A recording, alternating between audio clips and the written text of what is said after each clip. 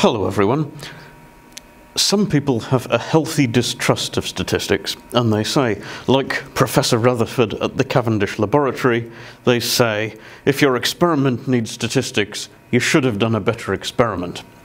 So,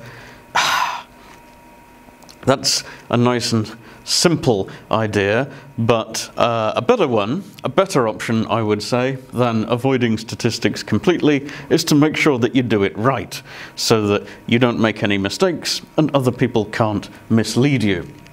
So, problem number one to avoid for everyone in statistics is called Simpson's paradox, something which you will have come across in some form, probably. An example, the prototype that I use to explain Simpson's paradox is to say it's like asking the question, does medicine make men sick? So imagine that you want to answer a question, does medicine for treating gout actually cause gout? Suppose that you want to answer that question. You go to your local doctor's surgery and you persuade them to give you all of the medical records in a box. So imagine you do that and you discover that of the patients who've been given medicine for gout, 30% of them have bad circulation and other symptoms of gout, whereas of the patients who haven't been given those pills, only 1% of them have got the symptoms for gout. So, does this mean that medicine makes men sick, with apologies to Martin Luther, or does it mean, in other words, the medicine is causing the problem? Well, assuming you have a reasonable trust of modern medicine, you'd say, of course not. The reason is simply that the people given the medicine were much sicker to start with. So, of course, they're still a bit less well off after they've been treated. So the problem is that this kind of problem can come up in all sorts of studies, and often the confounding variable which causes the confusion is not so obvious. So here it's really obvious that the medicine was given to people who were already much more sick, but this is not always the case.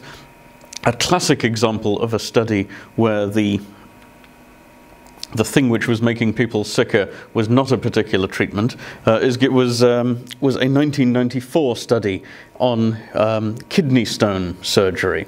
So very briefly, this is what the study found. They looked at 350 patients who'd chosen keyhole surgery to treat the kidney stones they were suffering from, and another 350 patients who had chosen, with their doctor's advice, of course, open surgery. They discovered that the open surgery was successful in a slightly smaller percentage of cases than the keyhole surgery.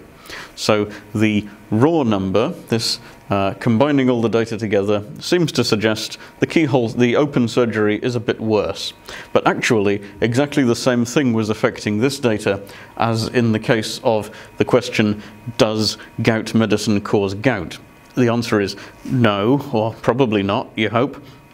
Rather, it was that the open surgery was chosen on medical advice by patients who were a bit more sick to start with, because they had larger, more severe kidney stones, which seemed like they couldn't be removed by the keyhole surgery. So in this study, the doctors disaggregated the data into small and large kidney stones, cut off at 2.5 centimeters or something, which sounds horrible. Anyway, so they found then that it was simply that more patients with the large kidney stones had chosen the open surgery, but in both the cases of large kidney stones and small kidney stones, the open surgery had a higher percentage of successes. So in this study, they found that contrary to what you saw in the raw data, without knowing all the details, it was in fact the case that the open surgery was a bit better. But how do we know to choose that? Because surely you say, well, we could have disaggregated the data by something meaningless, like hair color of the patients. So how do we know whether to disaggregate or not? So the answer is, to find out which treatment is better, we have to ask what causes the difference in the size of the kidney stones.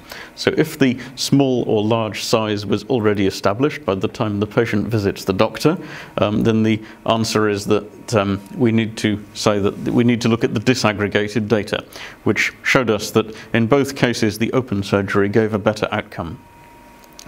If in a different case, the larger kidney stone size was actually being caused by, say, a longer delay in waiting for the open surgery, then in that case, the aggregated data would be the correct one to look at, because the larger kidney stones would then actually have been caused by the choice of the treatment A. Okay, so we know, if we have this observational study, that to do proper statistics or to do a proper analysis, we're going to need a lot of details. So the good news is this can be avoided. Life can be made easier for data analysis if we choose to look at data where we don't have patients choosing. We have instead randomized allocation of patients to each type of surgery. Now, that may not be possible, but if it is possible, it makes the data analysis simpler. If it's not possible, then we need to make sure that we have all of the details about all of the cases so that we know whether to disaggregate or not. Okay, so that's a short introduction to Simpson's paradox.